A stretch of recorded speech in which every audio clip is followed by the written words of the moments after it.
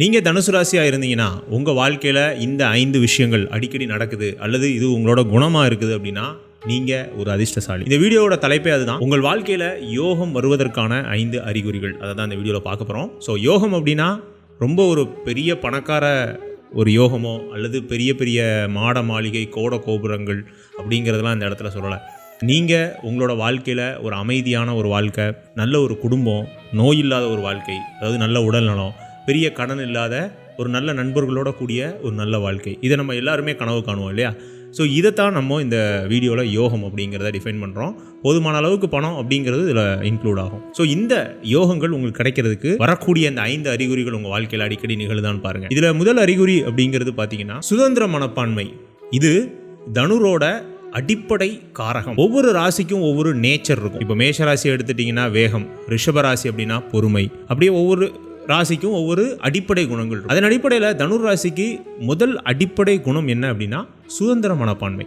எந்த இடத்துலையுமே உங்களை கட்டுப்படுத்த முடியாது, சரிங்களா? ஸோ இது சில நேரங்களில் நடைமுறை வாழ்க்கையில் நம்ம கட்டுப்பட வேண்டிய அவசியம் அல்லது சுதந்திரம் இல்லாத ஒரு இடத்துல நம்ம மாட்டிக்கக்கூடிய ஒரு சூழ்நிலையெல்லாம் ஏற்படும். இப்போ இந்த வீடியோவோட ஆப்ஜெக்ட் என்ன? உங்களுக்கு யோகம் இருக்கா இல்லையா, நீங்கள் அடிக்கடி சுதந்திரமாக இருக்கிறீங்களாங்கிறத பாருங்கள். நீங்கள் ஏதோ ஒரு கட்டுப்பாட்டுக்குள்ளேயோ, அதாவது ஒரு குடும்பத்தில், ஒரு பாசத்தில், ஒரு வேலையில், ஒரு தொழிலில்.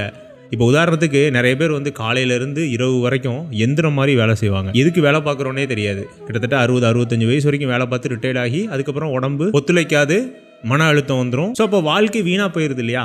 அப்போது இந்த கட்டுப்பாடு உங்களுக்கு எங்கெங்கெல்லாம் இருக்குதோ அதெல்லாம் நீங்கள் தளர்த்துறீங்களா அப்படிங்கிறத பாருங்கள். இயல்பாகவே உங்களோட அடிப்படை நோக்கம் சுதந்திரம் அப்படிங்கிற ஒரே ஒரு வட்டத்துக்குள்ளே இருந்துச்சு அப்படின்னா நீங்கள் அதிர்ஷ்டசாலி, சரிங்களா? நீங்கள் இப்போ எவ்வளவு கஷ்டத்தில் இருந்தாலும் சரி, எவ்வளவு கவலைகளில் இருந்தாலும், நோய், கடன், எதிரி, இந்த மாதிரி எல்லா வகையிலையுமே நீங்கள் நெகட்டிவாக இருந்தாலும் இந்த சுதந்திர மனப்பான்மை உங்களுக்கு இருந்துச்சுன்னா நீங்கள் ஒரு யோகசாலி. இன்னைக்கு இல்லைனாலும் என்னைக்காவது நீங்கள் சந்தோஷம் அப்படிங்கக்கூடிய அந்த பார்ட்டுக்குள்ளே போயிடுவீங்க. அதனால் கவலைப்பட வேண்டாம். அடுத்தது 2வது அறிகுறி என்ன அப்படின்னா அச்சமின்மை. இதுவும் அந்த சுதந்திரத்தோட நீட்சி தான். எப்போதுமே பயப்படக்கூடாது. தனுராசிக்காரர்கள் எதுக்கும் பயப்பட மாட்டீங்க. இருந்தாலும் வாழ்க்கை கொண்டு வரக்கூடிய அசாத்தியமான சவால்களில், மனிதர்களோட சூழ்ச்சியினால, நம்மளோட தோல்வியினால, எதிர்காலத்தை பற்றின பயத்தினால நமக்கு அச்சம் வர்றது இயல்பு தான். அதை கடக்கிறதுக்கு நீங்கள் அச்சமின்மை அப்படிங்கிற ஒரு ஆயுதம் எப்போதுமே உங்கள்கிட்ட இருந்துச்சு அப்படின்னா டெஃபினட்டாக சொல்கிறேன், உங்களுக்கு யோகம் வரப்போகுதுன்னு அர்த்தம். அதாவது நீங்கள் அதிர்ஷ்டசாலி அப்படின்னு அர்த்தம், சரிங்களா? ஸோ முதல்ல சொன்ன சுதந்திரம், அடுத்து அச்சமின்மை, இந்த 2ம் இருக்குதா? இதுதான் பேஸ், சரிங்களா? ஒரு யோகம் வருது அப்படின்னா இந்த 2மே உங்களுக்கு இயல்பாகவே வர ஆரம்பிச்சிடும். நீங்கள் ஒரு சுதந்திர மனப்பான்மையோடு இருப்பீங்க, வேலைக்கு கட்டுப்பட மாட்டீங்க, தொழிலுக்கு கட்டுப்பட மாட்டீங்க, வீட்டுக்கு கட்டுப்பட்டு இருக்க மாட்டீங்க. இதுக்கு உலகம் இன்னொரு பேரும் சொல்லும், தாந்தோணித்தனம் அப்படின்னு சொல்லுவோம். தாந்தோணித்தனத்துக்கும் சுதந்திரத்துக்கும் ஒரு சின்ன வேறுபாடு தான், சரிங்களா? அந்த எல்லையை நம்ம கவனமாக கையாளணும். குடும்பத்துக்கு எல்லா கடமைகளையும் செஞ்சுட்டு நம்ம சுதந்திரமாக இருக்கணும். எல்லா வேலையும் பர்ஃபெக்டாக செஞ்சுட்டு அந்த வேலையில் சுதந்திரம் இருக்கணும். தொழிலில் நம்மளோட வேலை, நம்மளோட பார்ட்டை கரெக்டாக செஞ்சுட்டு நம்ம சுதந்திரமாக இருக்கணும். புரியுதுங்களா? ஸோ அதே தான் அச்சமின்மைக்கும். எல்லா இடத்துலையும் போய் நான் மேலேருந்து விழுந்துருவேன், மலையிலேருந்து விழுவேன், எனக்கு அச்சம் கிடையாது அப்படின்னு போய் விழக்கூடாது. அது இயற்கைக்கு முரணானது. இங்கே நீங்கள் அசாத்தியமான ஒரு தைரியத்தோட, நல்ல ஒரு தன்னம்பிக்கையோட உங்களோட முயற்சிகளை பண்ணுறீங்களா அப்படிங்கிறது தான் அந்த அச்சமின்மை அப்படிங்கக்கூடிய அந்த பாட்டை குறிக்கிறது, சரிங்களா? அப்புறம் 3வது அறிகுறி என்ன? உங்களோட யோகத்துக்கான அறிகுறி என்னென்னா நல்ல நண்பர்கள். நான் எவ்வளோ கஷ்டத்தில் இருந்தாலும் எனக்கு உதவுறதுக்கு, நான் ஃபோன் பண்ணால் எடுத்து எனக்கு உதவி பண்ணுவான் அப்படிங்கக்கூடிய ஒரு நண்பனாவது உங்களுக்கு இருந்தான் அப்படின்னா கண்டிப்பாக நீங்கள் ஒரு அதிர்ஷ்டசாலி. யோகம் உங்களுக்கு சீக்கிரம் வரப்போகுதுன்னு அர்த்தம். அல்லது நீங்கள் அப்படி ஒரு நண்பனாக இருக்கிறீங்க, யார் ஹெல்ப் கேட்டாலும் உடனடியாக செய்கிறீங்க, உங்களுக்கு யோகம் கிடைக்கும், சரிங்களா? ஏன்னா தனுரை பொறுத்த வரைக்கும் 11ஆம் அதிபதினு சொல்லக்கூடிய சுக்கிரன் பார்த்தீங்கன்னா சுப ஒரு கிரகம், அதாவது குருவ மாதிரியே ஒரு சுப கிரகம். நல்ல நண்பர்கள் அமைஞ்சிட்டாங்க அப்படின்னா தனுர் ராசியோட யோகத்தை அல்லது சந்தோஷத்தை எந்த கிரகத்தாலையும் தடுக்க முடியாது. உங்களோட கடினமான நேரத்திலையும் கை கொடுக்கக்கூடிய நண்பர்களை நீங்கள் வளர்த்து வச்சுக்க வேண்டியது உங்களோட கடமை, சரிங்களா? ஆனால் நீங்கள் உங்கள் மனசில் நினைக்கிறது எனக்கு தெரியுது, என் நண்பன் தான் எனக்கு பெரிய துரோகத்தை பண்ணிட்டு போயிட்டான், அவன் தான்டா பெரிய வேலையை பார்த்து விட்டு போயிட்டான் அப்படிங்கிற மாதிரியான மைண்ட் செட்லாம் எனக்கு புரியுது. அங்கே தான் நம்மளோட தசாபுத்திகள், மோசமான ஜாதகம் இதெல்லாம் நமக்கு பேசும். இப்போ கூட நான் அந்த யோகத்துக்கான அறிகுறிங்கிறதுல உங்களுக்கு என்ன சொல்ல வரேன் அப்படின்னா, நம்ம எதிர்பார்க்குறது பெரிய பணக்காரத்தனம்லாம் இல்லையா? ஒரு நிதானமான வாழ்க்கை, அமைதியான ஒரு வாழ்க்கையை தான் நம்ம எதிர்பார்க்குறோம். ஸோ நல்ல நண்பர்களை நம்ம சேர்க்கறதுக்கான முயற்சிகளை இப்போவே நம்ம தொடங்கணும் அப்படிங்கிறது தான். யாரையும் முழுமையாக நம்ப சொல்லலை, அதே சமயத்தில் யாரையும் நம்பாமலும் நம்மளால் இருக்க முடியாது. நல்ல நண்பர்கள் நமக்கு வேணும் அப்படிங்கிறதையும் எப்போதுமே மைண்டில் வச்சுக்கோங்க. ஸோ உங்களுக்கு இயல்பாகவே நல்ல நண்பர்கள் இருந்தாங்கன்னா நீங்கள் யோகசாலிகள் தான். அந்த நண்பர்களாலேயோ அல்லது வேற எந்த நம்மளோட முயற்சிகளாலேயோ நமக்கு யோகம் சீக்கிரமாக கிடைக்க போகுதுங்கிற ஒரு அறிகுறி அது, சரிங்களா? அப்புறம் 4வது விஷயம் மிக முக்கியமானது, நீங்கள் ஒரே இடத்துல இல்லாமல் புதிய புதிய முயற்சிகள் அல்லது புதிய அனுபவங்களை நீங்கள் மேற்கொள்ளக்கூடிய நபராக இருக்கிறீங்களா? அல்லது திடீர்னு எனக்கு இந்த மாதிரி புதிய முயற்சிகளுக்கான வாய்ப்புகள் வருது, ஒரு புதிய பயணம் வருது, புதிய வேலைக்கான வாய்ப்புகள் வருது, அடிக்கடி எனக்கு சேஞ்சஸ் இருந்துக்கிட்டே இருக்குது. அப்போது அது ஒரு யோகத்துக்கான அறிகுறி. இது ரொம்ப ஒரு முக்கியமான அறிகுறி, ரொம்ப சென்சிட்டிவான அறிகுறி. சில இடங்களில் இந்த மாற்றம் நம்மளை கவலை கொள்ள செய்யும். இப்போ இருக்கக்கூடிய அந்த கம்ஃபர்ட் கிடைக்காதோ, இல்லை இப்போ இருக்கக்கூடிய அந்த காம்பன்சேஷன் கிடைக்காதோ. இப்போ உதாரணத்துக்கு ஒரு வேலையில் நல்ல செட்டிலாகி இருப்பீங்க, இதை விட ஒரு நல்ல வாய்ப்பு இருக்குது, ட்ரூ பொட்டன்ஷியல் இருக்குது, நம்மளோட க்ரோத்துக்கான பொட்டன்ஷியல் இருக்குது. இருந்தாலும் நமக்கு ஒரு பயம் இருக்கும், ஒரு ஹெசிடேஷன் இருக்கும் இல்லையா? அந்த ஹெசிடேஷன் வரக்கூடாது.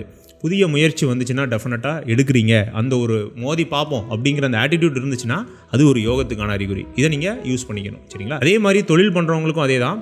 புதிய மாடர்ன் விஷயங்கள், இப்போ உள்ள ட்ரெண்டுக்கு ஏற்ற மாதிரி நீங்கள் மாறிக்கிட்டே இருக்கிறீங்க. இப்போ உள்ள அந்த ஒரு யூத்தோட மனநிலைக்கு ஏற்ற மாதிரி நீங்கள் உங்களோட ப்ராடக்ட்டையோ இல்லை சர்வீஸையோ மாற்றி கொடுத்துக்கிட்டே இருக்கிறீங்க. எந்த வகையிலையும் நீங்கள் பழைய அந்த பழங்காலத்து விஷயங்கள்லேயே அப்படியே முடங்கி போகாமல் இருக்கிறீங்கனாலே அது ஒரு யோகத்துக்கான அறிகுறி தான், சரிங்களா? அப்புறம் கடைசியாக மிக முக்கியமானது பயணங்கள் பிடிக்காத தனுராசிக்காரர்களே கிடையாது. அது எந்த பயணமாக இருந்தாலும் சரி, அட்லீஸ்ட் டெய்லி நடந்தாது போயிட்டு வந்துடணும். உங்களுக்கு சும்மா அப்படியே ஒரு 4 தெரு சுற்றிட்டு வந்தால் கூட நீங்கள் சந்தோஷம் அடைஞ்சிருவீங்க. இது அதனால் எல்லாருக்குமே இருக்கும். அதனால் இதை நான் ஒரு யோகம்ங்கிறத விட நீங்கள் இதை வளர்த்துக்கணும் அப்படிங்கிறத நான் சொல்கிறேன். ஏதாவது ஒரு பயணம் அடிக்கடி நீங்கள் பண்ணிக்கிட்டே இருக்கணும். அது ஒரு நடைப்பயணமாக இருக்கலாம், இல்லை சைக்கிளாக இருக்கலாம், பைக்காக இருக்கலாம், காராக இருக்கலாம், ஃப்ளைட்டாக இருக்கலாம். எப்படிப்பட்ட ஒரு வழியிலையாவது நம்ம ஒரு பயணம் பண்ணிக்கிட்டே இருக்கணும். அப்படி நீங்கள் அடிக்கடி பயணம் பண்ணிட்டு இருந்தீங்கன்னா அந்த பயணத்தின் மூலமாக நமக்கு நிறைய அறிமுகங்கள், பயணத்தின் மூலமாக நமக்கு வேலை தொழிலில் நமக்கான வாய்ப்புகள், புதிய அனுபவங்கள், நம்மளோட ஸ்ட்ரெஸ்ஸு குறையிறது, அது அப்படியே யோகமாக அதிர்ஷ்டமாக கன்வெர்ட் ஆகிறதுக்கான வாய்ப்புகள் இதெல்லாம் இருக்குது. ஸோ அதனால் நீங்கள் அடிக்கடி பயணம் இயல்பாகவே போயிட்டுருக்கீங்கன்னா நீங்கள் ஒரு அதிர்ஷ்டசாலி, யோகம் வர்றதுக்கான ஒரு அறிகுறியாக அது இருக்கும், சரிங்களா? ஸோ இந்த வீடியோவில் நம்ம 5 அறிகுறிகள் பார்த்தோம். அதை சம்மரைஸ் பண்ணிடலாம். முதல்ல, சுதந்திரத்தோட கூடிய ஒரு அச்சமின்மை உங்களுக்கு இருந்துச்சு அப்படின்னா டெஃபினட்டாக உங்களுக்கு யோகத்துக்கான அறிகுறி. அதுதான் ஒரு பேஸ். தனுஷோட பேஸே அச்சமின்மையும் சுதந்திரம் தான். அப்புறம் 3வது, நல்ல நண்பர்கள் அப்படிங்கிறத பார்த்தோம். நல்ல நண்பர்கள் இருந்தாங்க அப்படின்னா நீங்கள் பாக்கியவான். அப்படி இல்லை அப்படின்னா வளர்த்துக்கோங்க. ரொம்ப லிமிட்டடாக 1-2 பேர் இருந்தால் கூட அது மிகச்சிறந்த நன்மைகளை செய்யும். அப்புறம் 4வது என்னென்னா, புதிய முயற்சிகள். ஒரே இடத்துல தேங்கி இருக்கக்கூடாது. ஏன்னா நீங்கள் 6 மாதிரி ஓடக்கூடிய நபர். ஒரு இடத்துல தேங்கி இருந்தீங்கன்னா நம்ம ஒன்று புறக்கணிக்கப்படுவோம், இல்லைனா தோல்வி அடைகிறதுக்கான வாய்ப்புகள் மிக அதிகமாக இருக்கும். அப்புறம் 5வது, பயணங்கள். இதுவும் அதே தான், கிட்டத்தட்ட அந்த 4வது பாயிண்டோட நீட்சி, சரிங்களா? இதை நீங்கள் புரிஞ்சுக்கிட்டீங்கனாலே போதும். உங்கள் வாழ்க்கையில் எப்படி யோகம் செயல்படுது, யோகம்னா என்ன, அதிர்ஷ்டம்னா என்ன அப்படிங்கிறதெல்லாம் அந்த வீடியோவில் நம்ம பார்த்தோம். முடிஞ்ச அளவுக்கு இந்த 5 விஷயங்களும் உங்கள் வாழ்க்கையில் அடிக்கடி வர்ற மாதிரி பார்த்துக்கோங்க. அதுவே உங்களுக்கு யோகத்தை அல்லது அதிர்ஷ்டத்தை வரவழைச்சிடும். ஸோ அவ்வளோதாங்க இந்த வீடியோ பிடிச்சிருந்துச்சுன்னா லைக் பண்ணுங்கள், பிடிக்கலன்னா டிஸ்லைக் பண்ணுங்கள். இந்த வீடியோ தொடர்பான ஏதாவது சந்தேகங்கள் உங்களுக்கு இருந்துச்சுன்னா கீழே கமெண்ட் செக்ஷனில் கமெண்ட் பண்ணுங்கள். என்கிட்ட உங்களோட ஜாதகத்தை கொடுத்து தனிப்பட்ட முறையில் ஜாதக பலன்கள் தெரிஞ்சுக்கணும்னு நினச்சிங்கன்னா கீழே என்னோட வாட்ஸ்அப் நம்பர் கொடுத்துருக்கேன், அதில் என்ன நீங்கள் தொடர்பு கொள்ளலாம். மீண்டும் இதே போன்றதொரு நல்ல வீடியோவில் நான் உங்களை சந்திக்கிறேன். அதுவரை உங்களிடமிருந்து விடைபெறுவது உங்கள் லக்ஷ்மி நாராயணன். நன்றி, வணக்கம்.